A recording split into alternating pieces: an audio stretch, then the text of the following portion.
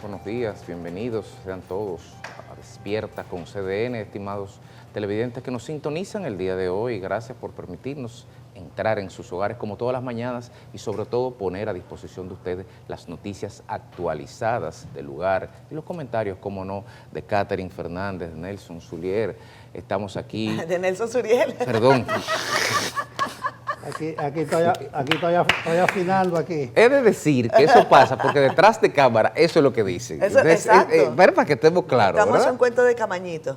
Sí, bueno. ¿Oíste? Pues bueno, hoy es Día de la Población, hoy es Día Internacional de la Población. El Caribe reseñó el día de ayer en su editorial y el día de hoy también la importancia de esta fecha instituida por Naciones Unidas desde el año 1990. A propósito del censo que tuvimos los preliminares hace un par de semanas, es importante destacar lo relevante y lo trascendente que es no solamente el de saber qué cantidad de personas somos para los fines de diseñar políticas públicas, sino también proyectar hacia dónde va la humanidad y hacia dónde nos dirigimos, como certeramente señalaba el editorial del Caribe hoy, en cierta forma parafraseando al camarada Marx. La historia de la humanidad es la historia de las migraciones. Desde que estamos en la caverna nos estamos moviendo por las razones que sea. Hoy en día, por razones ya más imperativas, de mejoría de vida, no solamente de mera supervivencia. Así que en el Día Internacional de las Poblaciones estaremos alerta al despliegue de todas las informaciones del Censo Nacional de Población, que trae importantes interpretaciones en torno al devenir de la población dominicana en los próximos años. En el plano político, por un lado, la fuerza del pueblo está en un mutis, pues que a lo mejor está en reflexión, y qué bueno que así sea, para poder galvanizarse y hacer su rol opositor en este cuatrenio, pero sin embargo, en el PLD el rancho está ardiendo. No se puede decir que es una rebelión de los sargentos al estilo de Batista, pero sí se puede decir que es una rebelión de generales de brigada, por decirlo de alguna forma, una rebelión un poco sui generis, porque lo que le piden a Danilo es, le apoyan en su decisión de renunciar. Una hipérbole maravillosa que estaremos discutiendo aquí, como estaremos discutiendo también la rebelión de las mujeres del PRM, dentro del PRM, contra diputados del PRM, concretamente contra el diputado Cedeño. Muchas otras noticias tendremos y el país y el mundo estará expectante hoy a las 5:30 cuando el presidente Joe Biden en Washington dé una rueda de prensa a calzón quitado, porque será sin teleprompter, sin preguntas cerradas y nada, para simplemente demostrar su capacidad cognitiva de cara a las próximas elecciones. Aquí los dejo y sean todos bienvenidos, estimados colegas. Gracias, Fede. Bueno, así es. Tú has hecho el resumen correspondiente. Sí, estamos esperando esa rueda de prensa de Joe Biden esta tarde. Vayan a ver un editorial de George Clooney en New York Times. New York Times le ha tirado 2 fuetazos, literalmente, a Joe Biden, en donde cuestiona seriamente, o más bien en los que cuestiona seriamente la capacidad del presidente Biden para poder vencer a su contendor Donald Trump para las elecciones de noviembre. También ayer Nancy Pelosi, la ex presidenta de la Cámara de Representantes y destacadísima dirigente del Partido Demócrata, con 84 años, porque ella tampoco es ninguna muchachita, le ha dicho a Joe Biden que sea lo que él decida, que termine de decidir, pero Joe Biden ha dicho como 400 veces esta semana que él va. Entonces, eso es la pregunta evidente que le hace el periodista, pero ya él dijo que él va. Que él haga lo que considera que debe hacer. Es como siguiéndole en la insistencia de que tome una decisión paralela o alternativa. También se lo ha solicitado de manera formal uno de los senadores más prominentes del Partido Demócrata de manera oficial. Y ese es el panorama, el caldo de cultivo en las elecciones de Estados Unidos, en esta preliminar. Miren, me gustó un titular, porque hoy vamos a ver en la Cámara de Diputados, al parecer va a una suerte de comisión, el Código Penal, pero me gustó ver en un periódico de circulación nacional que se tituló "El Código Penal divide a la sociedad y también divide al gobierno". Y divide al gobierno parte por lo que dice Federico, pero más adelante les vamos a avanzar. No solamente una comunicación de las mujeres PRMistas en contra de la acción deliberada y grosera de uno de sus diputados, sino también en contra de la propia pieza legislativa, en contra del Código Penal. Se los vamos a avanzar un poquitico más adelante, pero bueno, no quiero abundar. Nelson Rodríguez fue a Santiago y vino.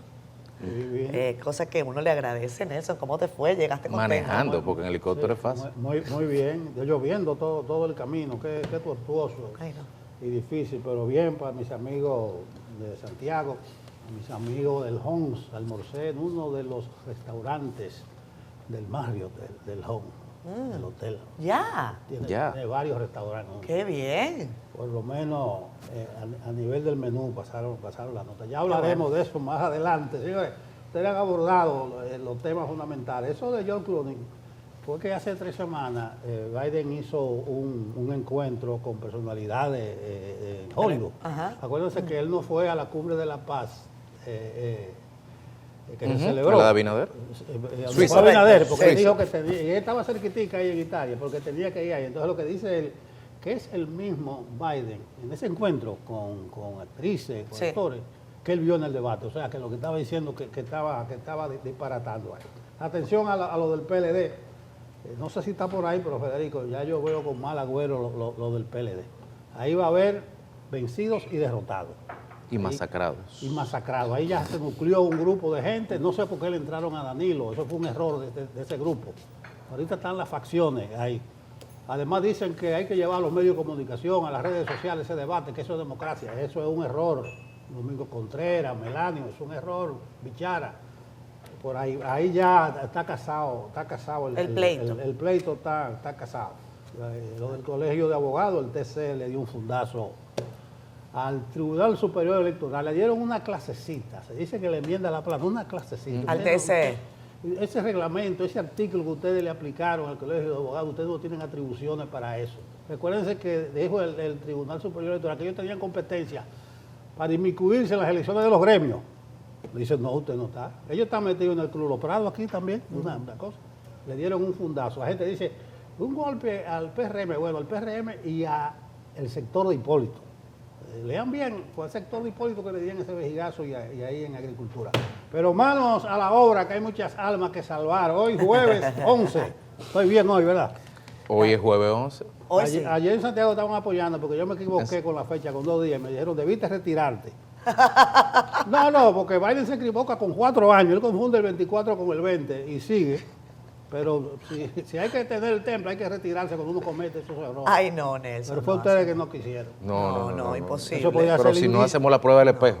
Podía ser el indicio eso de que yo comience ahora. Pero si tú quieres, puedes dar una rueda de prensa esta tarde para que demuestre capacidad. Probablemente. Buenos días. Ay, Dios señoras mío. y señores. Vámonos con Francisco ya. Hola, Fran, buen día. Hola, ¿qué tal? Pues con mucho gusto vamos ahora a presentar las principales informaciones que tiene el periódico El Caribe en su portada en este jueves. Y lo hacemos con la Fundación Institucionalidad y Justicia, que plantea incluir las 3 causales en el Código Penal, mientras que Alfredo Pacheco, presidente de la Cámara de Diputados, dijo que hay tiempo para vistas públicas de este proyecto. En materia económica, directivos del Fondo Monetario Internacional y del Banco Central se reunieron para abordar la situación económica del país. También ampliamos sobre el grupo en el PLD que apoya que Danilo Medina deje la presidencia del partido. Vamos a cerrar la portada del Caribe con información internacional. Es que en Israel un ataque en Gaza ha dejado al menos 150 personas fallecidas.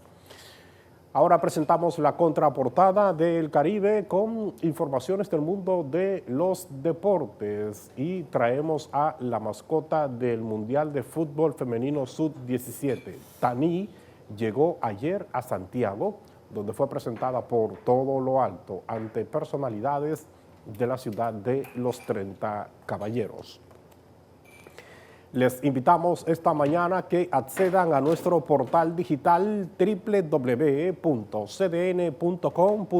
Aquí usted puede conocer otras importantes informaciones como esta de la Comisión Especial creada para revisar la Ley Orgánica de la Policía Nacional. Además, tenemos detalles del hallazgo de parte de un camión perteneciente a la compañía que transportaba, o más bien de transportación, donde laboraba Juan José Valerio. Es un joven que está desaparecido desde ya hace varios días. Y cerramos las notas de CDN Digital con nacionalistas quienes lamentaron que la primera reacción del recién instalado gobierno haitiano sea para acusar al pueblo dominicano de maltrato a sus ciudadanos. Así que todas estas informaciones pueden ser ampliadas en nuestro portal digital www.cdn.com.do. También les invitamos, como cada día, para que adquiera una edición impresa del periódico El Caribe. Es todo de nuestra parte. Seguimos con Despierta con CDN.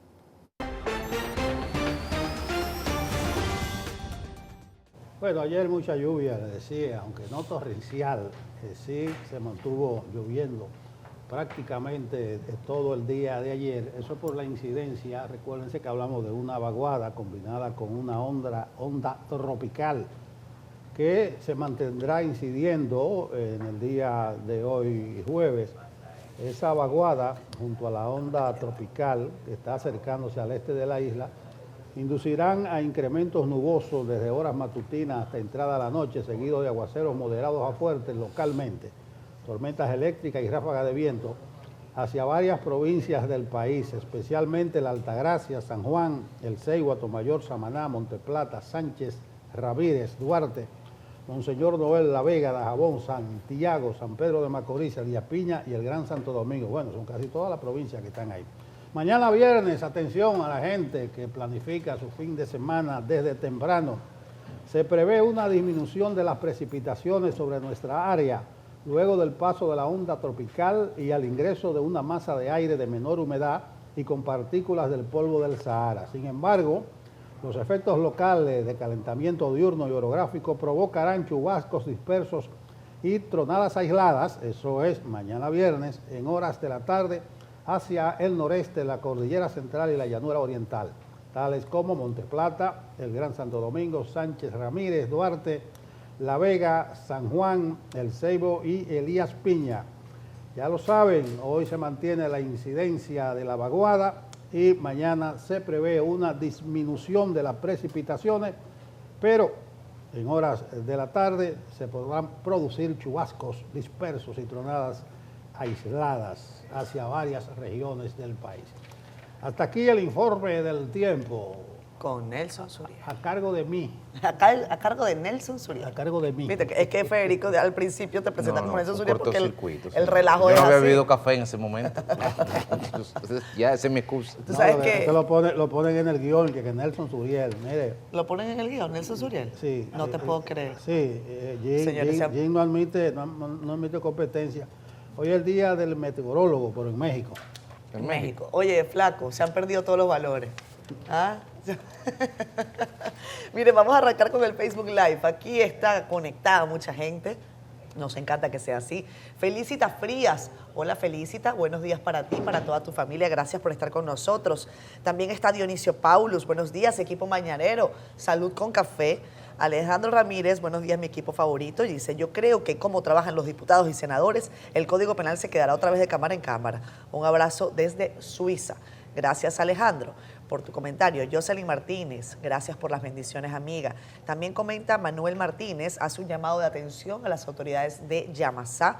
Por favor, que señalicen las calles. Ayer por el barrio La Planta entraron muchos vehículos buscando salida y esa es una calle sin salida.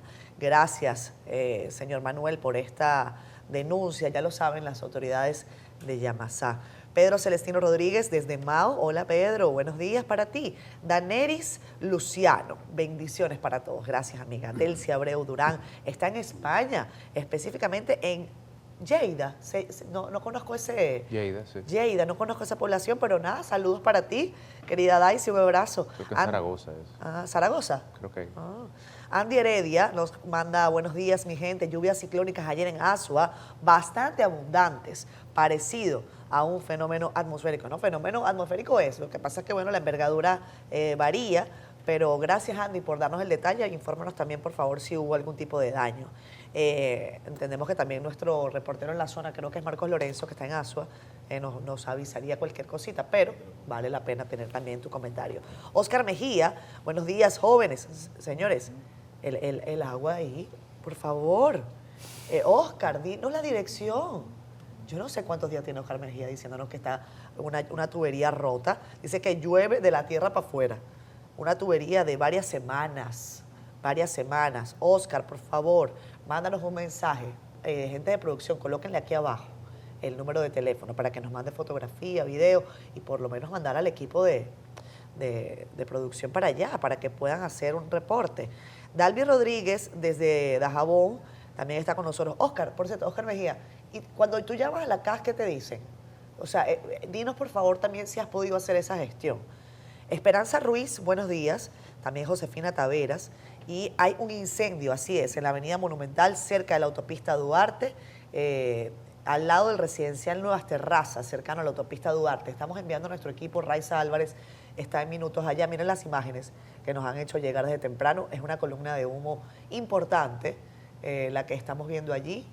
Ojalá que no hayan personas lesionadas, pero de cualquier manera vamos a recopilar información, buscar, por supuesto, el reporte oficial de las autoridades y de inmediato volveremos entonces a tenerles a ustedes un reporte completo. Parece que es de grandes proporciones, porque cuando venía hacia el canal, en dirección oeste-este, por lo menos 4 unidades del cuerpo de bomberos se estaban trasladando en esa dirección. Ahora veo de qué se trataba. Pero en breve estaremos dándole mayores detalles.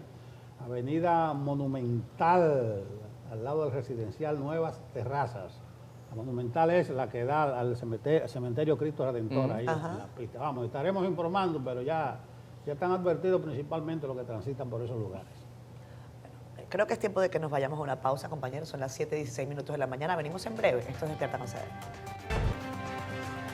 Regresamos. Esto es Despierta con CDN. Gracias a ustedes, amigos, por estar con nosotros. Aquí estamos compartiendo los documentos de aquí para allá, yo lo que quiero ver es el documento que está trabajando ¿cómo es? La central, es lo del tema eléctrico, que ahora le cambiaron el nombre. El Consejo. Sí, el Consejo Unificado de Energía, que es donde está Celso Marrancini.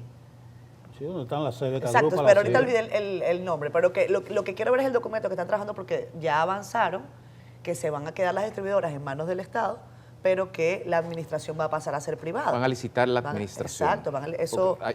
Ahí está el resabio, el miedo o el temor de repetir la experiencia de la capitalización, de entregar bienes del Estado, o que en su momento también pasó con la capitalización cuando se tuvo que reversar con el Acuerdo de Madrid. Pero quizá una solución intermedia del gobierno es poder garantizar la eficiencia a través de una gestión de un ente especializado, luego de un proceso de licitación, y que el Estado conserve la titularidad de las acciones, es decir, que el patrimonio público no sea distraído, no vaya al sector privado, que haya un tema político, sobre todo en estos tiempos de desguace del Estado y de reducción del tamaño del Estado, pero que se mantenga la eficiencia y se pague un mantenimiento o un cobro de gestión. Mira, tú dices, Federico, privatización, tal vez sin querer, pero es capitalización.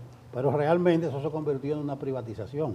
Imagínate el modelo boliviano. Claro. Cogimos el modelo del país más pobre de Latinoamérica. Lo que se aprobó, todos los partidos lo aprobaron eso. Claro. Fue, dizque la capitalización, o sea, inyectarle.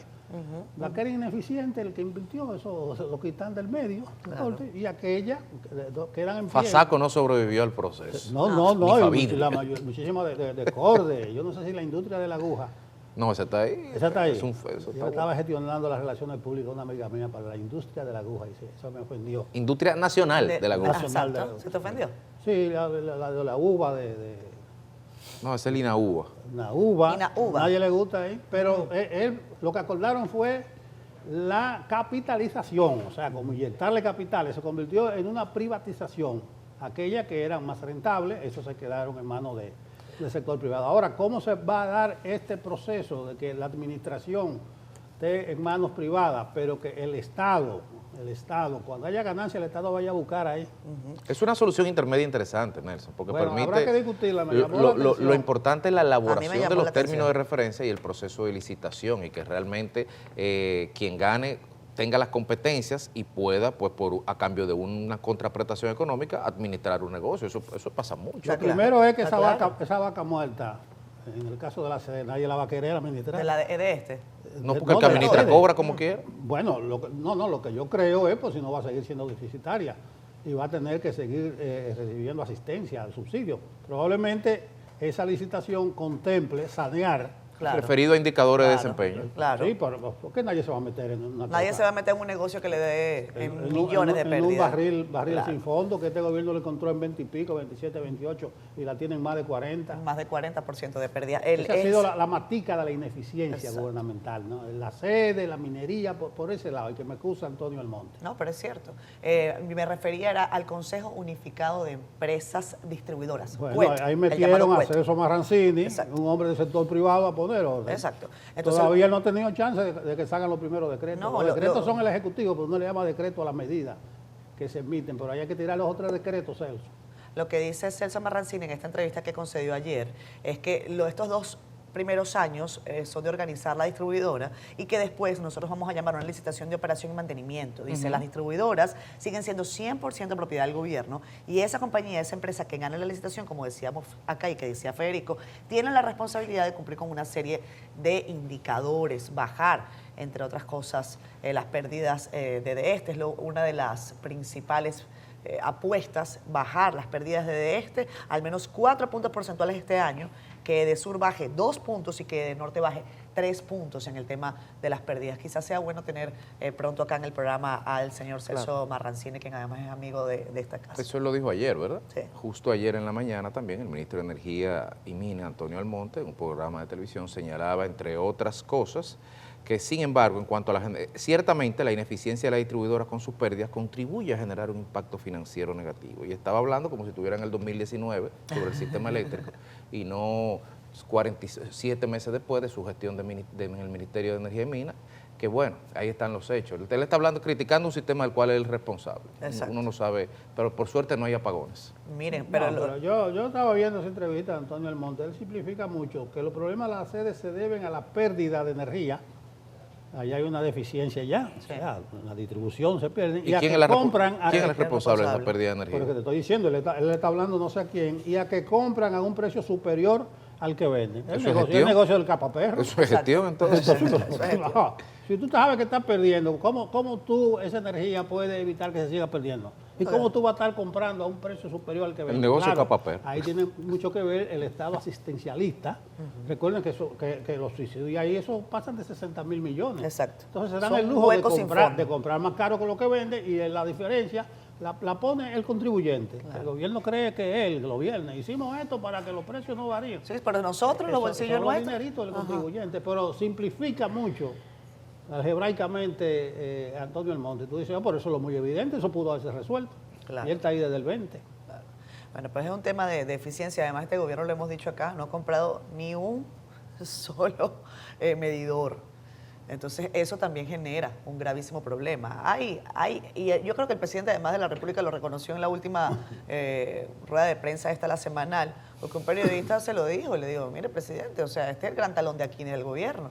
Y él lo reconoció y dijo, bueno, sí, es un talón de Aquiles, pero hay que resolver. Y qué bueno que estemos escuchando ya algunas alternativas de esta reforma al sector eléctrico, que yo creo que debe ir concatenada a cualquier proyecto de reforma fiscal. Difícil es hablar de una cosa si no se habla de la otra. Miren, hay una situación que también nos ha llegado a nuestra sala de redacción, y es que en las últimas horas se ha vuelto a presentar un accidente de tránsito en el que hay una mujer involucrada. Lamentablemente ella resultó herida, pero está viva. Eso es una buena noticia. Lo que digo que lamentablemente es que haya vuelto a ocurrir un accidente con las características que les vamos a presentar y que tiene que ver con estas construcciones que están en el Distrito Nacional y que no tienen la debida protección. No logran evitar que vehículos caigan a las fosas en donde se van a colocar los pilotes, etcétera. Yo no sé, Federico iba a hacer una consideración ahí sobre la imagen, pero la noticia buena en medio de lo malo es que esta mujer se salvó, Bueno, está siendo atendida. Yo lo que iba a decir es que, por un lado, el Ministerio de Vivienda debe arreciar con el proceso de supervisión en las construcciones a lo largo del país para garantizar que su normativa interna que establece que tiene que haber bordillos de seguridad u otras medidas se manifieste, porque ahí hay una prueba de que todavía no pasa. Fíjense, esa valla que está ahí, donde está, páramelo ahí, donde está la valla en el fondo, aparte de lo cabalosa, metafórica o simbólica que pueda ser una valla de Abel en el fondo del barranco, que es una consideración política que otra gente pudiera tener, no yo lo que quiero señalar es que una valla de publicidad no es una medida que garantice que un carro no se vaya por un hoyo. Además, Claro. otra cosa que debería hacer, no sé si el Ministerio de Vivienda, me parece que la alcaldía, es establecer cuáles son las sanciones, los parámetros, las medidas, o las multas que se le van a poner a todos estos hoyos que están desperdigados en la ciudad, que una cosa es su seguridad y otra cosa es el abandono, las enfermedades que pudieran generar, el impacto en la salud pública, porque uno tiene hoyos que tienen décadas ahí y entonces, bueno, la ciudad no tiene culpa de que los desarrolladores o hayan calculado mal su flujo de caja o se le haya acabado el dinero. Ese no es problema de los ciudadanos. Los ciudadanos necesitamos resolver ese problema. Claro. Hemos entendido que es en la Nacaona, casi con privada. Casi esquina Sí, privada. la sí. callecita esta, yo creo que ahí es que muere la tuey cuando da la vuelta. Pero creo oír decir que hay medio muro New Jersey ahí. No, dice... Tal vez el vehículo Hay muro iba- New Jersey en la la Nacaona, Nacaona, pero en pero del el otro tramo lado de la no. calle perpendicular, en la esquinita, ahí no había muro. Ahí lo que estaba era la valla de Abel, esa que está en el fondo del Era barranco. una valla de ahora. zinc, que evidentemente después echa propaganda, pero justamente en ese pedacito, pues... Que mira, que porque no ese es... el tema que- de la fortuna. oye, perdón, que no es mala idea tampoco, eso puede ser un mensaje, no es mala idea coger todas las vallas de todos los candidatos, de todos los partidos, y tirarla en un hoyo a ver si limpiamos un poco la contaminación visual de la ciudad, que todavía a esta altura de juego estamos en campaña. Oye, en México, por cierto, ya que hablas de eso, les voy a buscar las imágenes. Hay un artista, sobre todo, es un artesano, que se ha dispuesto a retirar él mismo todas las vallas de la campaña en un estado específico, que no recuerdo ahora cuál es. Recuerden que México es un país extraordinariamente grande. Y entonces él agarraba, como los políticos no retiraban sus afiches, pues entonces él los retiraba y lo convirtió en materia prima. Entonces hace bolsos, claro, ya ustedes saben lo que él hace con las caras de los candidatos. Hace toda una sátira, pero me parece un tratamiento interesante para toda esa... esa basura electoral que termina quedando en la ciudad y que afea, Menos mal por que no supuesto, los hace municipios y gurrupelas, ¿no? Que el se país. llama. ¿Ah? Menos mal que no hace gurrupelas. Vámonos con Nelson, creo que hay otra información en No, proceso. con Raiza Álvarez, vamos. Raiza. Sí, vamos a la avenida Monumental a ver qué es lo que ocurre. Referíamos que hay un incendio en curso. Raiza, cuéntanos. Muchísimas gracias, don Nelson. Muy buenos días. Me encuentro en este momento en la avenida Monumental del sector Los Girasoles, específicamente en la calle que va al cementerio Cristo Redentor, donde esta mañana se ha reportado un incendio en un proyecto en construcción llamado Nueva Terraza. Nos indican que el incendio se registró en el almacén de la constructora CBS o de justamente este nuevo proyecto que está pues en vía de construcción. Nos indican que en el almacén pues permanecían algunos materiales, digamos, tubos de PVC, combustibles, puertas, ventanas y otro tipo de materiales a usar justamente en este proyecto. El incendio se reportó aproximadamente 5:30 de la mañana. El cuerpo de bomberos nos indica que ya tienen alrededor de 1 hora y media, 2 horas trabajando. Había, pues en el lugar siempre habían personas, sin embargo nos indican que salieron, no se registran heridos, tampoco ningún caso que lamentar. No nos permiten acceder pues a la construcción, ya que los propietarios de la misma o los ingenieros no nos permiten el acceso, tampoco el cuerpo de bomberos, pero sí podemos observar 3 a 4 camiones de bomberos de la zona. Estamos esperando para ver si podemos conversar con el intendente o el supervisor que ya nos reportaron, estuvieron aquí desde tempranas horas. Todo está calmado, no se registra, como ya dije anteriormente, ninguna persona herida ni ninguna muerte tampoco. Eso es lo bueno, por lo menos hasta este momento. Sin embargo, como les dije, hay un cuarto incendiado, es supuestamente el almacén donde hay materiales que sí pudieran tardarse un poquito para apagar, ya que es plástico, está ligado con combustible también que se encontraba almacenado. No tenemos la oportunidad de conversar con nadie, ninguno de los responsables del proyecto, no los vemos por estos alrededores y pues parte del cuerpo de bomberos tampoco, digamos que los que están a la vista de nosotros no tienen la autorización para conversar. Esto es lo que tenemos por el momento, todavía se puede observar la humareda. Si ustedes pueden ahí ver a través de sus pantallas.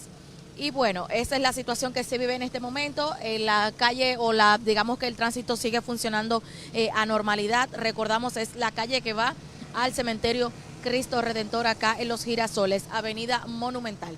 Es todo lo que tengo por el momento. Yo regreso con ustedes a los estudios. Bueno, gracias, Raiza. Ahí está la descripción perfecta de este incendio, el sitio, el lugar. Probablemente habrá que averiguar las causas, pero en un almacén donde hay tubos de PVC y materiales inflamables, cualquier chispa enciende la pradera. Miren, vamos a cambiar de tema. Como les decíamos, estamos atentos al desarrollo del Código Penal en la Cámara de Diputados, en el Congreso de la República. La legislatura vence este 25 de julio, pero el presidente de la Cámara, Alfredo Pacheco, ha asegurado que hay tiempo suficiente para sancionar el Código Penal. No descartó la posibilidad de convocar a vistas públicas sobre temas que son particularmente conflictivos. Yarilis Calcaño nos cuenta. El presidente de los diputados dijo ser partidario de que el Código Penal sea llevado despacio para permitir que los sectores interesados se expresen sobre el contenido de la pieza. Este código debemos llevarlo sin prisa. Y es que la normativa aprobada ya en primera lectura en la Cámara Baja tiene aspectos que se han tornado altamente conflictivos. Hay tiempo para una vista pública, hay tiempo para escuchar a los sectores que quieran manifestarse y hacer propuestas sobre los aspectos que se han estado señalando. Y sobre todo, hay tiempo para examinarlo con tranquilidad. Nosotros siempre hemos creído que cuando un proyecto genera tanto interés de la sociedad, lo recomendable es que se someta a vista pública. En el litoral de la oposición política advierten que la iniciativa tiene disposiciones que son inaceptables y deben ser modificadas. Razones como es la de la prescripción de la corrupción. ¿A quién beneficia que prescriba la corrupción? Sino eventualmente a un corrupto. O sea, ¿cuál es la necesidad de ponerle prescripción? Algunos tópicos de discriminación que está francamente establecido ahí en el Código Penal. Hay los temas, por ejemplo, que tienen que ver con castigos, por ejemplo, que de una forma u otra se quiere quizá volver a los tiempos de la colonia. De su lado, el presidente del Senado dejó claro que los diputados están en todo el derecho de incorporar los cambios que estimen necesarios. Porque nosotros sí estamos dispuestos a que ya el tema del código salga de la palestra pública en nuestro país. 23 años ese proyecto dando vuelta en el Congreso Nacional y con responsabilidad nosotros lo hemos enfrentado, hemos decidido que la República Dominicana necesita un nuevo Código Penal. La última vez que el Código Penal logró aprobación congresual fue observado por el presidente de ese entonces, Danilo Medina, por su desacuerdo con la penalización absoluta del aborto. Yarilis Calcaño, CDN. Ahí lo ven ustedes. Ahí está. Ya van a hacer la aclaración a Pacheco, yo se lo dije ayer. ¿Cómo es la Pacheco. cosa, Pacheco? Dije Pacheco, a los periodistas siguen siendo los culpables. De todo. Eugenio dice que son los periodistas. Pacheco dice que los periodistas como los que interpretaron mal. No, Pacheco, realmente nosotros aclaramos aquí, lo dijimos muy bien, que lo mandaron a comisión, lo aprobaron en primera lectura sin leerlo y realmente no lo leyeron. Claro. Nosotros estamos en conocimiento de los reglamentos de la Cámara que puede liberarlo de trámite y así no lo leen. Pero en buena lógica, Pacheco, no lo leyeron. Y es lo que uno ha dicho. No necesariamente uno está buscando ninguna mala intención del hecho de que no se haya leído, o sea, se aclaró, pero realmente no lo leyeron. Entonces está el precedente de que los senadores tampoco lo leyeron y eso le da muy mala espina a la opinión pública. Pero no es que desconocemos, aunque no estamos obligados a conocer al detalle los reglamentos de la Cámara, la gente lo que interpreta, eso va a la carrera, eso va en bola de humo, eso va a 1000 por hora, que ni siquiera lo leen. Ahora, dice Pacheco, ahí sí yo no coincido con él, de que hay tiempo más que suficiente y se puede hacer hasta vista pública, queda mucho tiempo, ¿no? Realmente, para que termine la actual legislatura faltan 14 días, pero realmente los diputados sesionan 3 días a la semana. 14 días, Pacheco, son 2 semanas y 3 por 2 son 6. Son 6 sesiones que quedan. Claro, ustedes pueden convocar, también él me va a corregir. Una legislatura extraordinaria. Nosotros podemos convocar. No, el presidente puede convocar a la legislatura extraordinaria. Claro. Y si la convoca al presidente, la ¿cuántos días legislatura tendría? extraordinaria, hasta el 16 de agosto. Pero va a dar la espina de que al presidente le interesa que eso se conozca ahora, para que se sepa cuál va a ser su opinión final. Entonces, Pacheco, excusa, ¿no? Pero lo pasaron en primera lectura sin leerlo. Liberado Claro, de trámite. lo que ustedes hicieron fue que lo liberaron de trámite y lo mandaron a comisión. en una comisión que dice Pacheco, ahí sí se va a leer, pero denle la satisfacción a la opinión pública de que ustedes no tienen ninguna premura, de que ustedes están viendo hasta la última coma y están atendiendo una serie de consideraciones en esos 9 artículos que se modificaron, que la gente está horrorizada. Y es así que va a ser la cosa, como dice el diputado de la Romana. Cedeño. Entonces, ahí debieron darle la satisfacción a la opinión pública. Entonces, ¿qué uno interpreta? De que en el Senado lo pasaron, y hay 3 o 5 proyectos. Ese proyecto que aprobaron. Pero bien, Pacheco, en estos 14 días vamos a hacer vista pública, vamos a someterlo a debate. Pero no es verdad que hay tiempo más que suficiente, al contrario, el tiempo apremia. No creo que por el código debiera hacerse una legislatura extraordinaria, no creo. Yo creo que eso hay que ponerlo para la que se inicie el 16 de agosto. Incluso con los nuevos legisladores, con los que van a entrar los nuevecitos de cajeta. Ahí se dice, bueno, esos nuevecitos entonces hay que leérselo y explicárselo. ¿Entiendes? ¿Cuál es la prisa? Pregunto a un lego en la materia. Bueno, después de 23 años de aquí para allá y de acá ya para acá, uno se pregunta realmente cuál es la urgencia, si es que acaso depende un préstamo de eso para tener que aprobar con tanta celeridad y liberar de trámite al código para la aprobación. Es un eufemismo interesante. Ahora uno va a ir a un banco cuando vaya a firmar un contrato de tarjeta de crédito que uno nunca lee y uno lo que dirá es, bueno, no, vamos a liberar de trámite el contrato, ven, lo voy a firmar. Pues muy bien. Prefiero quedarme con la segunda parte, quisiera quedarme con la segunda parte de las declaraciones de Pacheco y no con las primeras, donde básicamente le endosa a los periodistas que no leen, que no interpretan, que va en línea con lo que dijo Cedeño antes de ayer también, que lo sacaron de contexto, porque ahora los políticos uno lo malinterpreta. Antes, cuando los periodistas grababan y transcribían, que había margen para la interpretación e incluso para la manipulación editorial, sí era quizás plausible esa interpretación, pero ahora que están estos aparaticos aquí, que cualquiera puede ver con un mínimo de coeficiente intelectual lo que dice un legislador y sacar sus propias conclusiones porque lo está viendo, lo está escuchando, está viendo su lenguaje verbal, está viendo cómo está vestido, pero aún así entonces lo malinterpretamos.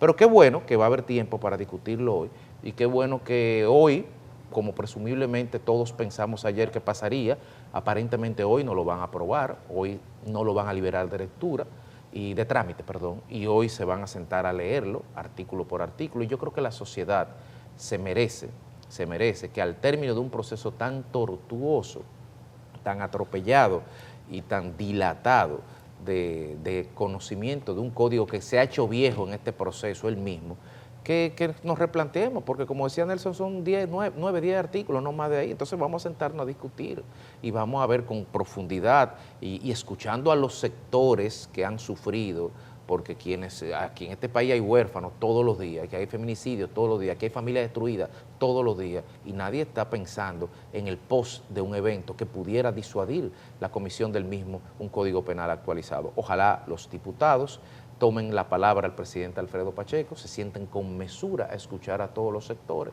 y traten de llevar un producto lo más terminado posible para ver si el Senado entonces lo aprueba. Porque de lo contrario, en el despacho del presidente de la República seguramente están esperando para repetir el precedente anterior que hizo en su momento, y muy bien hecho, por cierto, el presidente Danilo Medina, de no promulgar el código y rechazarlo. Miren, el 27 años tiene el intento de crear un nuevo código penal en la República Dominicana. Ayer algunos abogados señalaban esta cifra porque en el año 1997 se inició una comisión para empezar el proceso de reforma del Código Penal.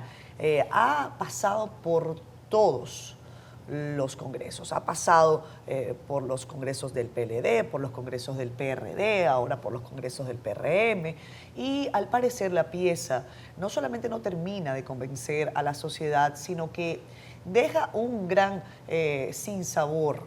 Y tiene que ver con que, claro, que en República Dominicana hace falta una pieza de este tipo que sancione nuevos delitos, pero van a quedar, según la pieza que nos ha llegado y que se está leyendo, aunque todavía no la han leído todavía, en la Cámara de Diputados, que la lean hoy, que se tiene allí. Esa pieza genera y va a generar algunos conflictos además procedimentales, abogados de fuste tienen conversaciones serias sobre qué pasa con un código penal aprobado y un código procesal penal que no se ha discutido al mismo tiempo. Esa sería como la lista del niño Jesús, ¿no? Lo que le podríamos pedir a la lista del niño Jesús es que se discutiera el código penal por un lado y el código procesal penal al mismo tiempo para que no estén en permanente choque, por decirlo de alguna manera. Pero este código penal, que incluye algunos aspectos que se consideran particularmente conservadores, algunos los califican como conservadores, otros los califican como en extremo cavernícola, tiene al propio partido de gobierno en un aprieto. Y lo tiene en un aprieto porque no hay pienso yo, una línea clara partidaria que suponga entender cómo el partido gobernante piensa que se deben tratar los derechos, por ejemplo, de las minorías. Los derechos, por ejemplo, en el caso de las mujeres no somos minoría, de hecho en República Dominicana somos más, pero derechos también a poblaciones vulnerables, a poblaciones, por ejemplo, de la comunidad LGBTI, por ejemplo, a los niños, población vulnerable, por eso se le llama de esa manera. Ayer, el Partido Revolucionario Moderno enmendó la plana de lo que había ocurrido un par de días antes por la desafortunada declaración de Eugenio Cedeño, diputado de esa organización político-partidaria. Y después de las declaraciones que dio José Ignacio Paliza y Carolina Mejía, en donde ellos referían que eso no les representaba, pues al parecer han buscado lo que mencionábamos ayer, sus propios estatutos para identificar que era momento para llevar a este diputado ante la Comisión de Ética y Disciplina del Partido Blanquiazul. Dice una carta del PRM, bueno, esta es la carta que le mandan las mujeres temprano. Las mujeres del PRM. 5 mujeres. 5 mujeres. No las mujeres, no, 5 mujeres. Pero yo te voy a mostrar ahora otra. 5 mujeres porque fueron las que pudieron recoger las firmas nacionales, temprano. Porque son las más militantes. No. Te explico cómo se elaboró ese documento. La información que yo tengo es que ellas se reunieron la noche anterior, evidentemente indignadas ante lo que estaba pasando, y dijeron, esto hay que decirlo. Buscaron las firmas que pudieron y sacaron este documento en donde le piden a la dirección ejecutiva que establezcan algún proceso de sanción. Pero ¿qué pasa más tarde? La dirección ejecutiva del PRM, esta no es la carta, compañeros, pónganme la siguiente carta, que es la carta de la dirección ejecutiva del PRM, que es la que tiene su sello, ¿ok? Y en donde el PRM firma Carolina Mejía y firma José Ignacio Paliza, le dicen a Eugenio Cedeño que hemos hecho una exhaustiva ponderación y le informamos que la Dirección Nacional ha solicitado al Fiscal Nacional y a la Comisión Ética y Control iniciar el proceso disciplinario correspondiente. Y le dicen a Eugenio Cedeño, le recordamos los incisos que nuestro partido tipifica como una falta muy grave la violencia contra la mujer, tal y como se puede evidenciar en el inciso B del artículo 64. Esto con relación a la posición de Eugenio Cedeño, que les voy a decir ahora porque hay quienes consideran que se trata de que se está vulnerando su libertad de expresión. De eso se puede hacer un programa entero sobre si a Eugenio Cedeño esto le vulnera de alguna manera su libertad de expresión. Bueno. Pero lo que pasa después, compañeros, es esta carta que les voy a compartir y que no ha sido hasta ahora publicada en ningún medio de comunicación. Tiene que ver con una carta que le manda un grupo más grande de mujeres, Nelson. Yo no las contabilicé, pero ahí firman. Y de hombres. Está Jesús Feri, mujeres incluso. Y hombres. Ahí está, por ejemplo, Rubén Silié. Sí. Ahí está, por ejemplo, José Julio Gómez, Anselmo Muñiz, Carlos José Hernández, Jesús Félix Iglesias. Pero ahí encabeza la lista Olaya Dotel, Dilia Leticia, Paula Disla, Ibelicia Costa, Radive Pérez, Brinela Fernández. Ojalá que producción la ponga para que la gente pueda entender de qué yo les estoy hablando. Está en el grupo de WhatsApp, por favor. Miren, en esa carta, un grupo importante de mujeres le dice a la dirección ejecutiva, y dice, comunicado de mujeres PRMistas sobre el anteproyecto de Código Penal. Dice, hemos sido sorprendidas sintiéndonos amenazadas de manera individual y colectiva ante la aprobación del proyecto de Código Penal esperado por la sociedad para la defensa de sus intereses, integridad y seguridad. Sin embargo, este código se presenta como todo lo contrario, un objeto de intranquilidad, irrespeto e inseguridad para todas las personas y mayor desprotección para los grupos vulnerables, como las personas menores de edad, mujeres abusadas en sus propias casas y en los espacios públicos, así como aquellos con una orientación sexual diversa. Dice, este grupo de mujeres PRMistas, activistas, ciudadanas, extendemos o entendemos que es justo presentar ante nuestra casa política una voz que exprese asombro si los resultados de la espera de un código penal no se enmarcan en los valores expuestos en nuestros estatutos. Déjame decirte algo, no me sorprende, esa carta de muchas firmas no se refiere a las declaraciones de Cedeño, no sé si en algún párrafo. Son dos. Porque son dos cartas. No, yo sé, yo te hablé de una de 5 mujeres que sí hablan y expresan su estupor por una situación, pero esa se refiere a lo del código, el que fue aprobado con esos artículos de que si no hay penetración no hay violación, de que el hombre, si es su esposa, puede hacer lo que quiera y no es violencia. Yo te decía de las 5 mujeres que firman la primera carta, que esas son de las más militantes, esas estuvieron acompañando. Acuérdense el campamento de las 3 causales, ahí al lado del palacio, que lo dejaron morir por inanición.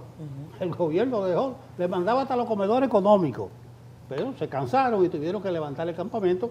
Y estas mujeres, estoy hablando de Olaya, de Paula, de Dilia Leticia, de Ibelice y de Radive, y así tuvieron militantes, tuvieron otras.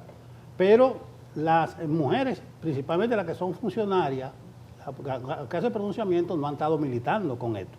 Pero muy bien que se haya llegado a este nivel y que la dirección del PRM haya reaccionado. Le van a aplicar el artículo 63 y el 64 al diputado, eso pasó a la mano del fiscal nacional y a la Comisión Nacional de Ética, porque el artículo 63 establece falta grave hacer declaraciones públicas que no estén de acuerdo con la doctrina y línea del partido.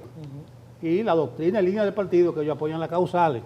Claro. Y el 64, cometer violencia contra la mujer también es una falta muy grave, y eso es lo que ha hecho Cedeño. Yo no sé cuáles son las consecuencias, habrá que seguir revisando los estatutos. Si vale la expulsión, un diputado más, un diputado menos, que se declare independiente y forme su isla aparte, el diputado Cedeño. Pero es bien que el partido, aunque un poquito empujado, ¿no? No, claro. Porque ayer tú estabas reclamando la comisión de disciplina y las cosas. No, pero es que es así. Bueno, eso debía ser una reacción instintiva de aquellas que son las que se llevan por dentro, que se indignan frente a cuestiones de este tipo, no que después que la opinión pública, el aluvión, la avalancha de críticas, no, ya tú tienes que reaccionar.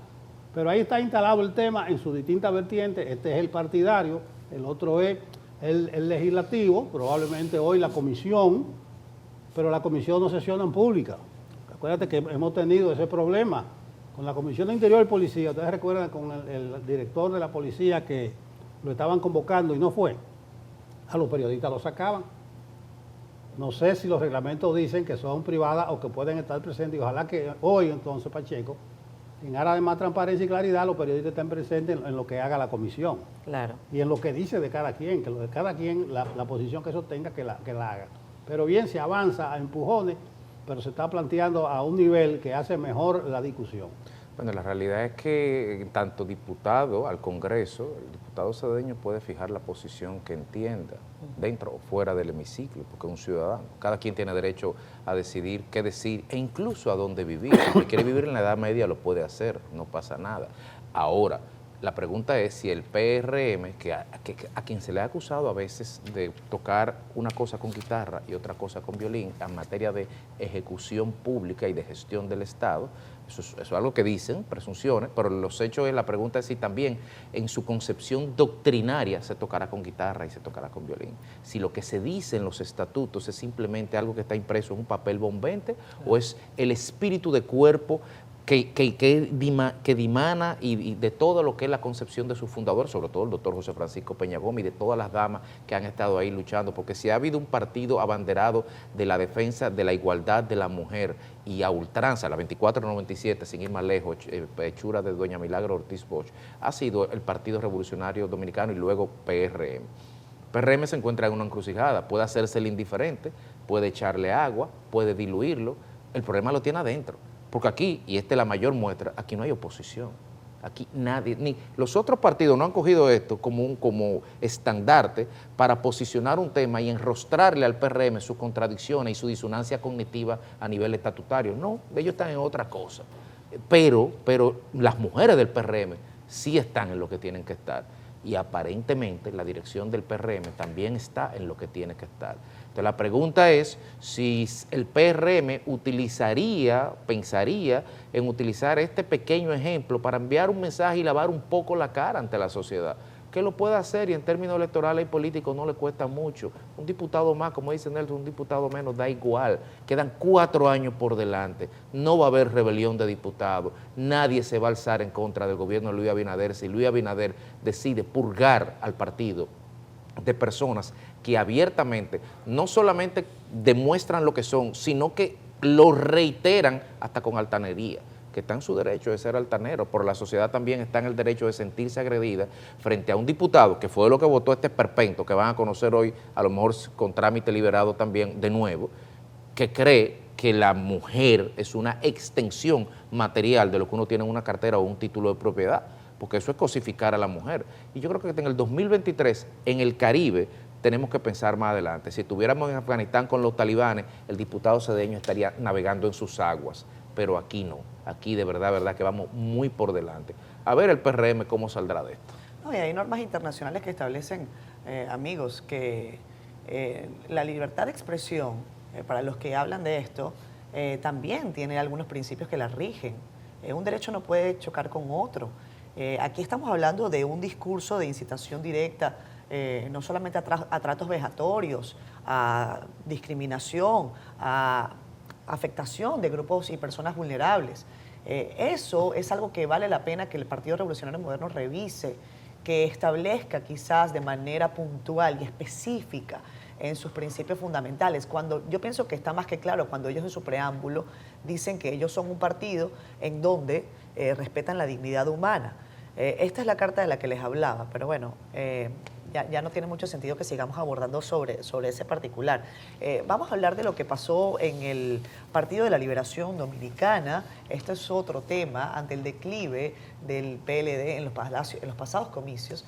El dirigente Carlos Amarante Barret y su grupo respaldaron la decisión de Danilo Medina y Charly Mariotti de no seguir dirigiendo la organización política. Eso se puede leer de otra manera, pero vamos a ver el informe de Kenen Lucas.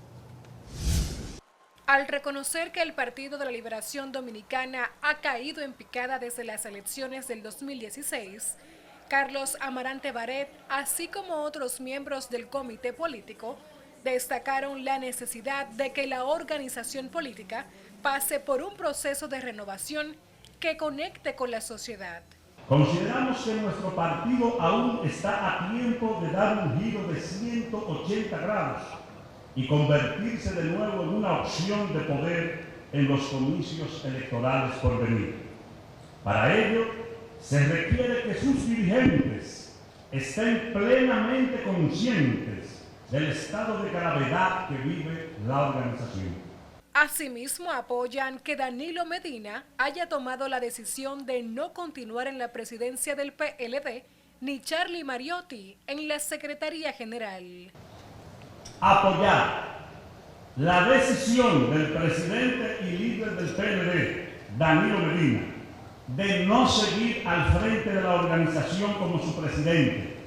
Saludamos la reiteración del secretario general, compañero Charly Mariotti, de no optar por continuar en la Secretaría General del Partido de la Liberación Dominicana. Afirman que luego de la derrota en que Abel Martínez obtuvo tan solo el 10% de votos en las elecciones presidenciales, y ahora que el nuevo Senado de la República no tendrá representación del Partido Morado, es momento de hacer una reestructuración. Debemos pensar cómo reconectar con la sociedad y cómo compensar en una gran votación para el 2028. Todos en el partido somos responsables en una cuota mayor o menor, pero lo que debe darse ahora es que este 10º Congreso sirva para una renovación y un relanzamiento de la organización. Los PLDistas negaron que la inasistencia de figuras como Abel Martínez y Margarita Cedeño al 10º Congreso del pasado domingo se deba a que en lo interno del PLD haya indicios de división. Keren Lucas, CDN. Mire, señores, brevemente, tenemos que ir a la pausa. Yo creo que esa es la primera piedra, el primer palazo para decretar una nueva división del PLD. Y fíjense que era muy representativa esa rueda de prensa. Hay que ver, ahí se pudieron ver algunas figuras de primer nivel. Vamos a ver si la declaración las firman todos los presentes. ¿Qué ellos están diciendo al tomarle la palabra a Danilo y a Charles Mariotti de que ustedes no van a aspirar a esos cargos de dirección? Ustedes saben en el pueblo y se te va a tomar la palabra, a ver si tú estás hablando verdad. Entonces eso hay que traerlo entre líneas. Ellos no están diciendo que es un gesto noble del presidente del partido que ha aportado tanto, colocarse en una posición de aportar su experiencia. No. Usted dijo que no va a aspirar a dirigir. Usted se va a tener que quedar a un lado. Número uno, la primera piedra. La segunda piedra, ellos dicen que la corrupción es un problema individual, que el que cometió un error que se hunde él solo.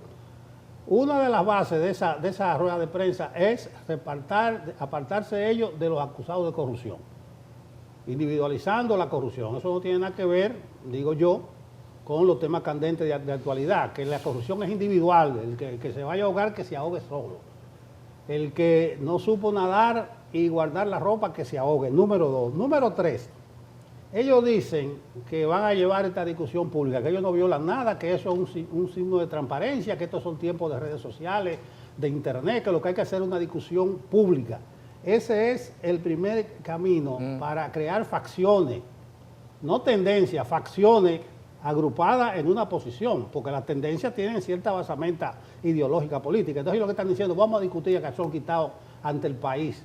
El problema es de ustedes, el problema no es del país. Y la discusión entre ustedes. Eso acaba de decretar que de ese Congreso van a salir vencidos y vencedores. Y los vencidos, cuando se dan ese tipo de lucha, o se neutralizan, o se apartan, o se quedan a un lado, o forman tienda aparte. Yo creo que va por muy mal camino el PLD y esa rueda de prensa, esa petición a Danilo y a Charlie, ese discurso de que el corrupto que se ahogue él solo, eso de que la discusión se haga de cara al país, no, es de cara a los organismos que hay que hacer, y que se den ellos golpe en el pecho y mea culpa de todo lo malo o bueno que han hecho. No involucren al país en esta discusión, que se arreglen ellos. Ya el país dijo qué es lo que piensa de ellos con el 10% que le dio. Ya ustedes no entendieron ese mensaje, qué es lo que piensa la gente de ustedes. Pero que le vaya bonito, pero habrá vencidos y vencedores. Vámonos a la... Regresamos con más Despierta con CDN. Son las 8:07 minutos de la mañana. Vamos a conectar vía Zoom con el buen amigo, abogado, especialista en materia constitucional, Nacef Perdomo, quien está con nosotros. Hola Nacef, buenos días, gracias por estar aquí. Buenos días, gracias a ustedes por recibirme. Es un gusto. Hoy hemos visto, Nacef, que hay un documento de Finjus en donde solicitan que se incluya el tema de las causales en esta pieza de Código Penal que está ya en la Cámara de Diputados y que parece que podría todavía recibir o sufrir algunas modificaciones. Cuéntanos, por favor, avánzanos más de qué se trata esta respuesta. No, mira, sobre el documento de Finjus, ellos llamaron a un grupo de abogados para que analizáramos el código y lo aprobado hasta ahora y que señaláramos y dijéramos cuáles eran los puntos más relevantes que nos llaman la atención. Obviamente eso es un documento de un equipo de trabajo y entonces cada quien tiene sus periquitos o sus opiniones particulares que no están reflejadas ahí y viceversa. Pero a mí me parece que Finjus, que como siempre actúa de manera responsable en este tipo de situaciones, ha reiterado que le preocupan temas en ese proyecto de Código Penal como ha sido aprobado, que requieren atención de los diputados, porque de lo que se trata no es de lograr un código penal perfecto, ni el código penal que quisiera uno solamente, pero hay puntos, hay temas que tienen importancia social y relevancia social, que tienen que ser atendidos y que no pueden ser ignorados sencillamente porque se considere con base que el resto del código es bueno. No, hay que atenderlo todo porque es muy poco probable que lo que se apruebe y promulgue luego sea modificado por el Congreso en el año que tiene de vacancia legislativa. Yo no recuerdo que eso haya pasado. Me parece que ocurrió con la Ley de Compras y Contrataciones en el 2006, que antes de que se cumpliera un año de su aprobación se eliminaron las sanciones penales, pero ese tipo de situaciones no se producen en la práctica. Entonces hay que procurar que el código, cuando salga, represente un código verdaderamente moderno y un código que realmente atienda los problemas sociales concretos que tiene la República Dominicana. Nace, no sé si tú has leído el proyecto que aprobaron los senadores. Ellos dicen que se trata de reducir la discusión a esto de las 3 causales, pero que ellos han establecido 72 nuevos artículos que penalizan sicariato, feminicidio, genocidio, bullying, daño con sustancias químicas, soborno público y judicial, etcétera, etcétera, etcétera. ¿Tú has tenido contacto con el nuevo texto? Sí. El texto que se trabajó con Finjus, el documento que se trabajó con Finjus fue analizando el código. Y es verdad que tiene tipos penales que son necesarios, porque hay que recordar que el Código Penal actual es un código del principio del siglo XIX. O sea, la sociedad que ese código regía no es la sociedad de hoy. Lo que pasa es, y además, no solamente eso, sino que el código tiene una parte de dogmática, digamos, o sea, donde establece principios generales y crea instituciones del derecho penal que son interesantes, son novedosas para la República Dominicana en materia legislativa, pero eso no quita que tiene que examinarse, porque, como decía hace unos minutos, lo bueno que trae el código no puede llevarnos a ignorar los problemas que también trae. Nosotros, es verdad que lo perfecto es enemigo de lo bueno, pero tú no puedes crear una institución como esta para luego estarla corrigiendo inmediatamente. Es mejor sácala de una vez como la vas a sacar y que no tenga los problemas que tiene en la actualidad. Se mencionó aquí el tema de las 3 causales, pero no es solamente el tema de las 3 causales. Yo, en mi opinión, la definición que hace de violencia sexual puede ser mejorada para darle más precisión. Ahí, por ejemplo, se establece un tipo penal con una sanción no muy grande, pero está ahí, de las imputaciones falsas, por ejemplo. ¿Qué ocurre con eso? Si eso no se modula bien, nadie va a poner querellas contra alguien que tenga más recursos o más poder, porque si esa persona sale descargada, entonces yo que puse la querella me voy a tener que enfrentar a la misma maquinaria o los mismos equipos de abogados que me vencieron. Y es verdad que es razonable que se sancionen las imputaciones falsas, pero eso tiene que manejarse con mucho cuidado, porque tiene que ser un bisturí, no una mandarria. No sé, 400 artículos me parece que tiene el código.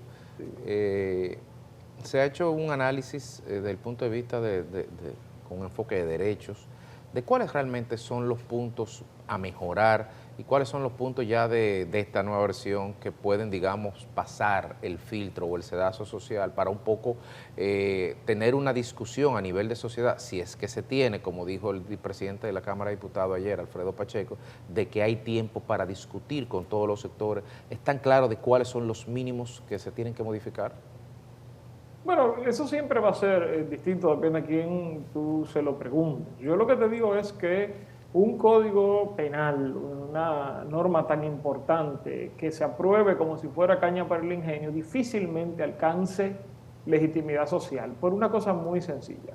La ausencia de discusión convence al cuerpo social de que se trata de un capricho del legislador o de quien lo propuso y de quien lo promulgue. Entonces, cuando comiencen a salir problemas que inevitablemente va a ocurrir, lo que se va a socialmente. Lo que se va a percibir es que eso está así por voluntad de un grupo muy específico de personas, o sea, de quienes ejercen el poder, y que por lo tanto eso es lo que ellos querían, y ellos son los responsables de esa situación.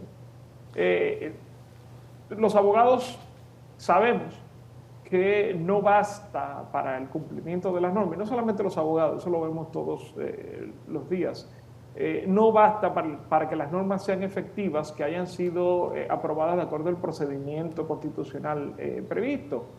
También es necesario que el cuerpo social las acepte.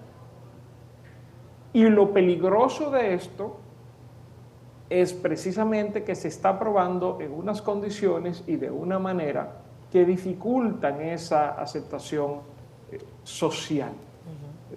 Y yo creo que, teniendo en cuenta que el Código Penal es una de las principales herramientas para el ejercicio del monopolio del uso legítimo de la violencia que tiene el Estado, es decir, el Código Penal es el que establece las reglas de cuándo el Estado puede, no cómo, sino cuándo, puede actuar contra ti. A mí me parece preocupante que se esté aprobando en esas condiciones, porque eso solamente va a traer problemas a mediano y largo plazo. A corto plazo quizás no, se sale, se toma la foto, aprobamos el código, todo muy bien, cumplimos, pero las normas necesitan no solamente aprobación, sino de aplicación. Y cuando surgen los problemas de la aplicación, entonces resurgen las dificultades en el proceso de aprobación. Nassef, yo quiero preguntarte lo que pasa con el artículo 14. Ha llamado la atención que se haya establecido que las iglesias son eximidas de algún tipo de responsabilidad penal. Ayer conversé con un colega tuyo que me decía, no es que algún miembro de alguna iglesia, si comete algún delito que está tipificado, va a dejar de ser perseguido, pero la institución per se no va a estar caracterizada allí. Eso no quiere decir que se le exime de responsabilidad civil. Claro, eso es cierto, sin embargo no deja de ser problemático, y voy a explicar por qué. Cuando tú te fijas en ese artículo, lo que dice es que exime de responsabilidad penal a un grupo de instituciones. Todas son instituciones del Estado Dominicano. De función pública. Claro, ¿por qué? Porque el Estado no puede dejar de existir, y una de las posibles penas que se aplica al Estado Dominicano, a una persona jurídica, una persona moral que se le atribuye y se le prueba y se le condena por un delito, es la desaparición. Entonces el Estado no puede dejar de existir. Y la iglesia no encaja bien ahí, porque el papel de la iglesia en la sociedad es otro. Entonces yo estoy de acuerdo que sería problemático que la iglesia, que por una sentencia penal en República Dominicana se quiera decir que la iglesia católica no existe. O sea, eso no va a pasar. Ok, claro. En eso estamos de acuerdo, pero entonces lo que hay que hacer es poner a las iglesias en el mismo, con los mismos criterios que las demás personas jurídicas, que lo que le dicen es, tú eres responsable penalmente de lo que haces. Ahora bien, si tú tienes programas de cumplimiento que se adaptan a lo que manda la ley, entonces solamente eres responsable civil, porque ahí lo que hay es una vulneración de tus propios controles internos.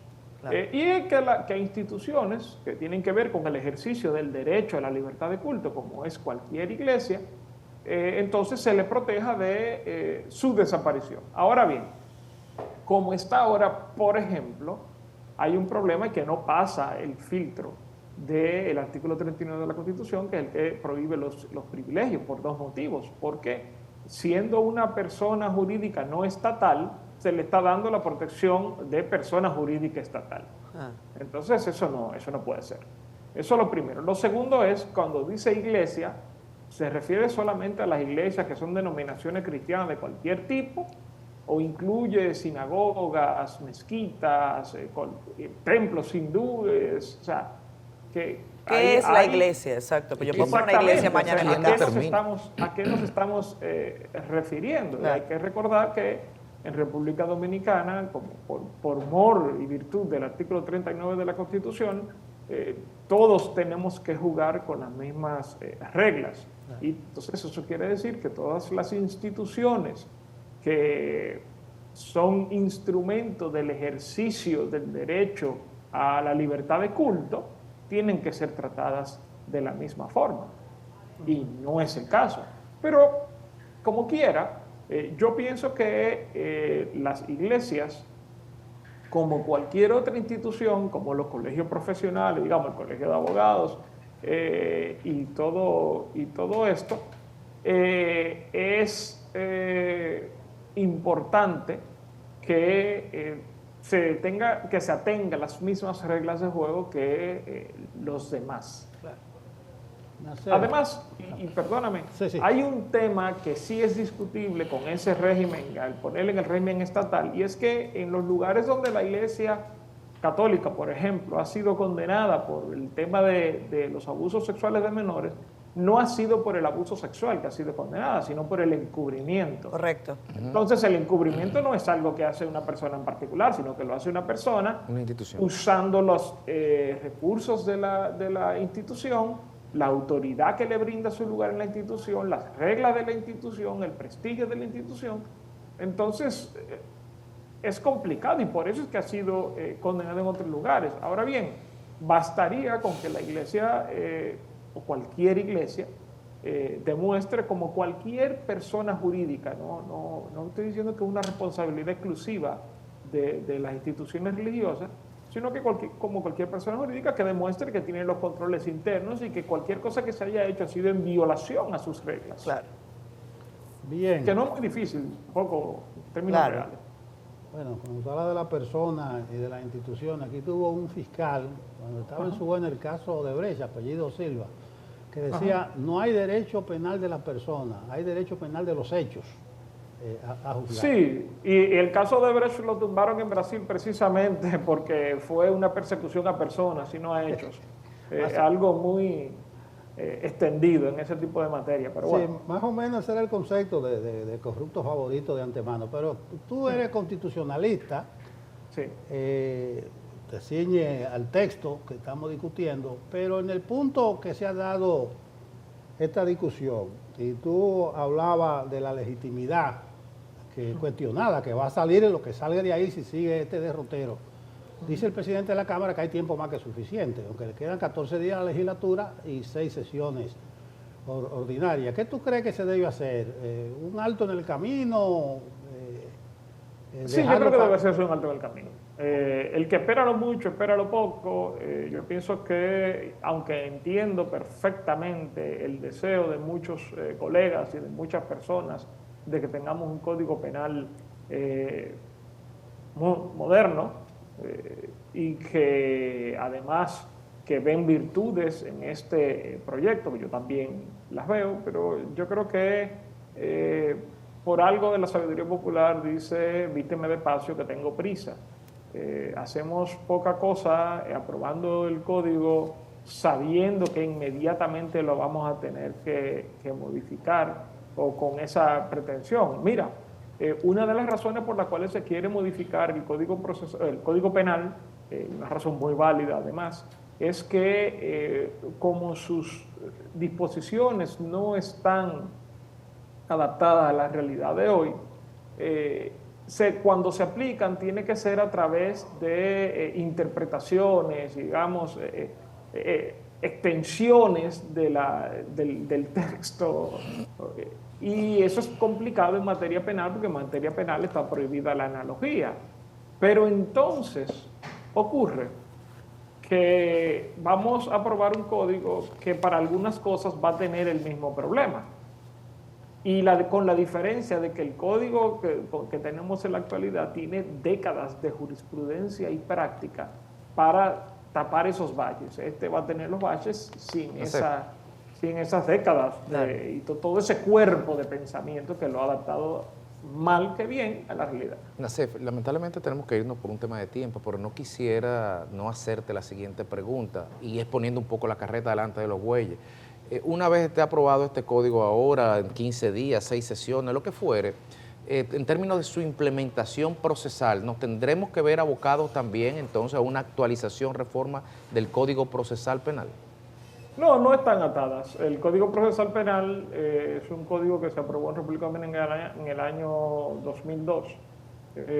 Fue fruto de una discusión bastante amplia y fue que yo hice mis pininos en esta profesión. No, pero fue un código que lee, que digamos que es para implementar aquel código que se va a modificar ahora. No hay que reactualizar en términos procesales o aplicar. No, bueno, a ver, no de entrada. Las leyes y las normas jurídicas todas están hechas para aplicarse y por lo tanto para actualizarse permanentemente. Habrá algunas cosas que sí, otras que no. Yo me temo que la única reforma que se ha hecho el Código Procesal Penal en sus 20 años de vigencia es la ley 1015, que fue una ley que en realidad fue una especie de contrarreforma porque limitó algunos derechos fundamentales.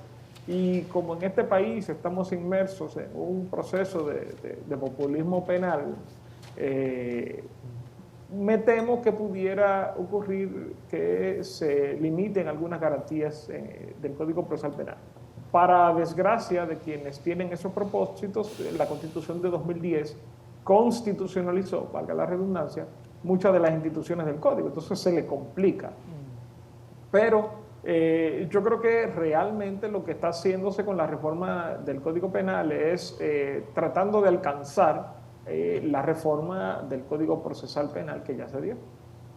Bueno, Nasser, nos encantaría seguir conversando contigo, sin embargo tenemos que despedirte, agradeciéndote, por supuesto, siempre tu disposición, por ser un héroe de la mañana. Que tengas feliz resto de la jornada y éxito. Seguimos conversando sobre este tema seguramente. Gracias. Hasta luego. A la paz. Gracias. Vamos a continuar con el tema del Código Penal, del debate que se ha producido.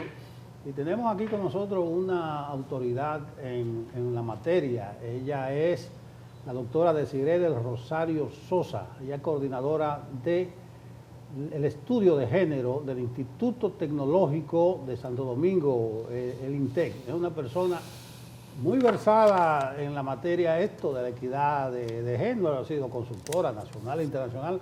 En un momento, no sé si actualmente todavía, era asesora de la Cámara de Diputados, ya se encargará de precisarnos ese dato. El nuevo Código Penal, la exclusión de las 3 causales. Buenos días, doctora Desiree. Muy buenos días, muchas gracias. Doctora, gracias por estar acá. Bueno, la mesa está servida. Bueno, yo creo que ya se ha hecho muy evidente el de que la sociedad dominicana, los sectores, han reclamado por distintas razones el Código Penal que se ha aprobado en el Senado de la República. Las mujeres han manifestado el de las objeciones, llevan más de 20 años planteando el de que una normativa que toma en cuenta lo que es la igualdad, lo que es una pieza fundamental de la democracia como es la igualdad, no puede ignorar cuáles son las realidades que estamos viviendo y que la Procuradora General de la República el año pasado planteó. La violencia es uno de los problemas fundamentales de este país, es uno de los delitos más denunciados, está ahí en su discurso de rendición de cuentas. Entonces, si tú consideras que uno de los problemas más denunciados en la sociedad dominicana hay que tratarlo como un delito de poca monta, parecería que la visión del primer poder del Estado hay que revisar. Claro. ¿Cuál es el análisis que se está haciendo en relación al rol del derecho penal en la sociedad, pero también el de cómo se responde a lo que son las normativas que República Dominicana ha firmado, ha ratificado, y su propia normativa interna, porque República Dominicana tiene una estrategia nacional de desarrollo que establece como uno de los ejes transversales. Y fíjense que no estamos hablando como de puntualidad, estamos hablando de que todas las políticas deben tener y considerar lo que es la igualdad de género, la transversalidad. El derecho penal ha sido bastante analizado por muchas juristas en el mundo y te hablan de la idea de que el derecho penal también sirve para afirmar muchos de los prejuicios que socialmente se tienen y que la cultura ha normalizado o ha estandarizado. Entonces, si nosotros vemos cada uno de los elementos que se han visibilizado, porque el código tiene muchísimos otros elementos que probablemente no se han visto con detenimiento.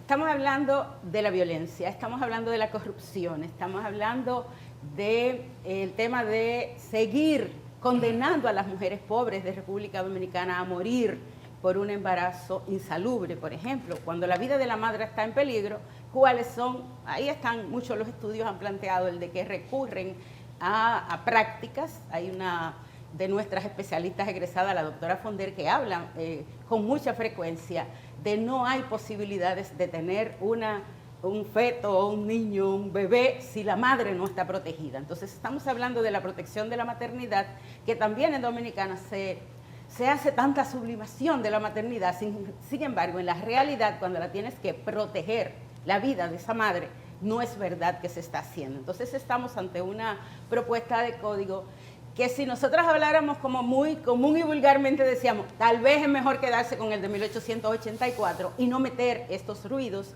y no meter esta situación que lo que hace en este momento es decir, parecería que las mujeres no son humanas, que no son ciudadanas, que no tienen derechos, que la igualdad y la protección de la vida de ellas parecería que vale menos en la sociedad. Entonces es lo que se ha estado planteando desde el propio movimiento de mujeres organizadas, desde estructuras e instituciones que hemos estado por más de 20 años aportando, planteando propuestas y alternativas ante lo que es el código, que se sabe que es necesario actualizar y armonizar, porque la Constitución del 2010 tiene un retraso en el tema de las leyes que hay que adecuar para ponerlo acorde.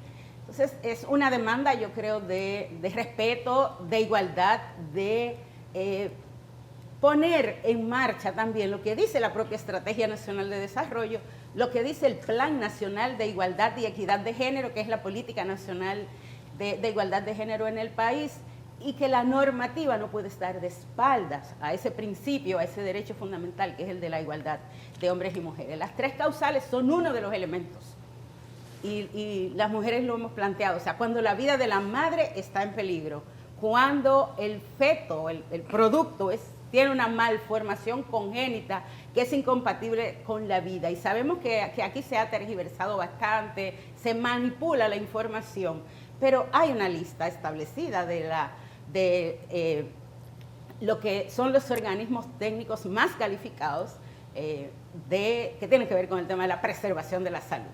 Doctora, usted señaló ahora en su ponencia, se refirió a la Constitución del 2010 y precisamente me parece que fue la semana pasada que estuvo aquí el expresidente del Tribunal Constitucional, don Milton Rey Guevara, y él planteó, palabras más, palabras menos, cito, que bajo el esquema de esta Constitución las tres causales no son posibles, que una sí lo es, pero que otras dos, bajo ese articulado constitucional del 37, no es posible.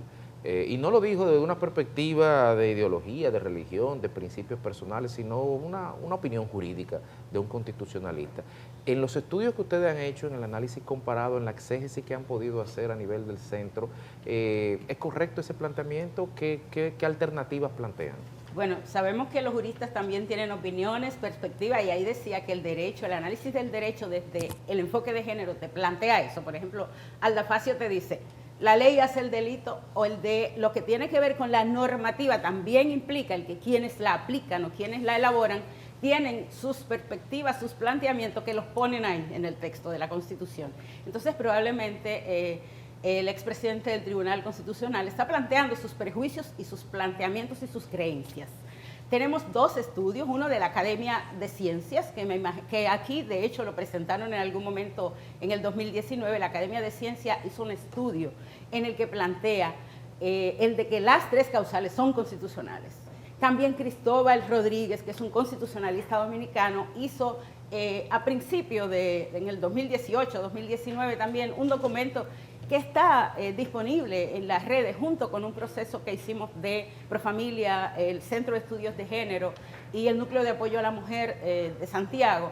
Trabajamos en esa primera mirada diciendo, bueno, se plantea, algunos juristas plantean que son inconstitucionales, sin embargo, ese análisis que está ahí de la Academia de Ciencia, que es importantísimo, ojalá que lo revisaran de nuevo los legisladores, porque fue entregado a la Cámara de Diputados en el 2019 por el propio presidente de la Academia de Ciencias, y también el otro documento con relación a la constitucionalidad de las tres causales. Están justificadas, se hace el análisis de cuáles son los criterios o el texto que tú haces para la constitucionalidad, y eso lo hicieron constitucionalistas. Patricia Santana también, que es una constitucionalista que trabajó en el Tribunal Constitucional como letrada y que ha trabajado en este análisis, en esta perspectiva, también ha reafirmado el de que las 3 causales son constitucionales. Por tanto, el Tribunal Constitucional, por eso cuando hablamos también de por qué las instancias tienen que tener y revisar otras perspectivas que no estén mediadas por esos criterios patriarcales, por los criterios que dentro del derecho siguen vigentes. Cuando tú hablas de trabajar para transformar las normativas, estamos hablando de que esa perspectiva permee y de que no nos quedemos con la idea aristotélica de las mujeres que están en la normativa. Yo quiero preguntarle sobre algo que me ha parecido interesante en medio de este debate y que tiene que ver con las eximentes, ¿no? Hay quienes consideran que fundamentado en lo que ocurre en los tribunales del país, resulta complejo, por ejemplo, determinar en tiempo, por lo que duran los procesos judiciales en República Dominicana, que alguien ha violado, por ejemplo, a una mujer. O sea, declarar culpabilidad a un violador en los tribunales de República Dominicana se toma un tiempo que podría exceder el tiempo con el que se pueda aplicar, por ejemplo, una causal en el caso de que estuviese establecido en el Código Penal. Y quienes hablan de este particular han dicho que quizás esta es una discusión que ha debido darse en el marco del proceso de cómo se concerta el Código Penal, algún tipo de procedimiento de emergencia. ¿Eso se ha hablado, no se ha hablado o no se ha querido escuchar? Yo quiero que usted me ayude a comprender la viabilidad real de las causales en el sistema jurídico que tenemos en República Dominicana, para que no se hable necesariamente, porque hay sectores que evidentemente lo rechazarían, de un aborto en cualquier término del proceso de embarazo. Bueno, sí, también hay una regulación y han habido muchas propuestas, y yo creo que del sector especializado, porque cuando tú dices el Ministerio de Salud tiene unos protocolos, una cuestión es cómo tú tratas una emergencia y otra muy diferente es cómo tratas un caso común. Entonces, frente a esas situaciones, el de poder intervenir ante determinadas situaciones, yo creo que también ahí hay que regular y hay que considerar lo que es la opinión experta del sector salud. Por eso la normativa no es nada más con los abogados y abogadas que se hacen, se debe hacer con equipos interdisciplinarios y mucho más en casos como estos, en donde tú estás poniendo sanciones, penas, estás hablando de una barbaridad de cúmulo de penas, que también hay una cantidad de cosas de la modernidad que tú dices, con este sistema penitenciario, con lo que tiene que ver con la mora en este país, la mora judicial, que tú pasas años y años dando vueltas y cansan a la gente, pero nosotros lo vemos en los feminicidios en este país tienen una impunidad total, prácticamente. O sea, tú tienes 200 aproximadamente asesinatos, feminicidios al año, y cuando tú buscas cuáles son las sanciones, realmente eso no se corresponde, claro, efectivamente, pero para hacer con el tema de la sanción. Entonces, si nosotros vamos al problema o a qué implicaría tener una intervención rápida en determinadas situaciones, sí, considerando esto, tú tienes unos plazos del Código Procesal Penal de en qué tiempo tú tienes que empoderar para conocer una determinada medida. No es a los 7 años, no es a los 6 años. Se supone que en 48 horas tú tienes que presentar eso. Entonces, medidas específicas sí se pueden adoptar. Sí, pero en 48 horas quizás no se puede determinar si una mujer ha sido violada. A eso es a lo que yo me refiero. O sea, quienes plantean esta duda insisten en que cualquier mujer o hombre, en este caso, el caso de las mujeres en particular, porque pueden quedar embarazadas, podría decir, yo he sido víctima de una violación. Y después de la denuncia, eso evidentemente tiene que atender a un debido proceso. En lo que ese debido proceso se cumple en los tribunales nuestros, yo creo que esa mujer no solamente tendría un hijo, sino hasta 4. Entonces, ahí se plantea un problema técnico, real, que tiene que ver con un asunto procedimental, que como usted bien señala, establece el tema de las moras. Y ojo, que yo soy pro 3 causales, pero eso realmente presenta un inconveniente para su aplicación. No hay una alternativa. ¿Cómo se plantea la respuesta a ese escollo? Es que el estudio, para tú poder estructurar un expediente, sí, o sea, presentar cuáles son los elementos que tú vas a presentar inicialmente, se supone que hay un expertise médico que sí se puede tener en un plazo breve. O sea, no es verdad que tú vas a esperar los siglos para tener, la mora no está ahí. Está probablemente en cómo se formula, cómo se investiga, y ustedes se están dando cuenta que en este país la mayoría de los casos lo están mandando a complejo, o sea, pasan un año investigando, buscando cuáles son las pruebas, pero si lo ponemos en el término del proyecto que estamos discutiendo en este momento, parecería que cualquier cosa podría ignorarse o ser un delito que, bueno, eso no tiene gran relevancia social, cuando usted está diciendo que la pareja te puede violar. Claro. Y que eso no tiene un agravante, que no representa un agravante, o el de que el incesto puede ser más grave o menos grave. Nosotros sabemos cuál es la forma en la que esa violencia, la violencia sexual de la que estamos hablando, podría tener otros abordajes. Probablemente la fórmula, el de cómo se debe redactar el texto para que los médicos, los facultativos, los fiscales que intervienen directamente en esto tengan una posibilidad de decir, no, espere, esta es la intervención y hay que creer a las víctimas. Yo creo que nosotros no podemos seguir como dudando, el de decir, esa está buscando algo, o el de probablemente no fue que se embarazó, sino que hoy se arrepintió. Entonces hay muchos elementos que tienen que ver más con la intervención profesional. Si tú tienes a alguien, una psicóloga forense como tienen las unidades, porque las unidades tienen, la mayoría tienen personal y un equipo interdisciplinario que te plantea el de sí, en términos psicológicos, estos son los elementos que a lo mejor nosotros como abogados no los vamos a poder identificar, pero una psicóloga sí te dice, ahí hay tales manifestaciones que te dicen que esta persona o este niño o esta niña efectivamente ha sido abusado. Entonces yo creo que eso no es un impedimento, sino que eso es un argumento más para decir, como han dicho en muchos casos, con relación incluso a cuando hay una malformación, no, pero es cualquier cosa. No, es que no es cualquier cosa. Hay elementos determinados y están nombrados cuáles son esas. De hecho, en estos días han estado hablando de la anencefalia, o sea, y hay casos, hay muchos casos, estudios de casos en República Dominicana que así te lo manifiestan, que te expresan el de cómo una atención oportuna, el de la debida diligencia, que es una responsabilidad de República Dominicana porque está en la Convención de Belén do Pará. El de no es para los siglos, es que la intervención que usted hace, primero como actor garante de los derechos, tiene que ser oportuno, tú no puedes esperar a una niña que tiene un golpe o que tiene una violencia, y hemos visto casos escandalosos como el de Higüey, por ejemplo. ¿Cuánto tiempo tardó el INASIF en dar un resultado? Porque estaba en la prensa. Inmediatamente, porque estaba en la prensa. Pero ¿por qué la gente común, normal, que va a solicitar este servicio no recibe esa atención oportuna? Yo creo que es muy importante el de que estamos manejándonos más con los prejuicios, con las objeciones, que efectivamente con un enfoque de derecho y de respeto a la vida en República Dominicana de todas las personas. Bueno, gracias a la doctora Desiree del Rosario Sosa, coordinadora del Centro de Estudios de Género del INTEC.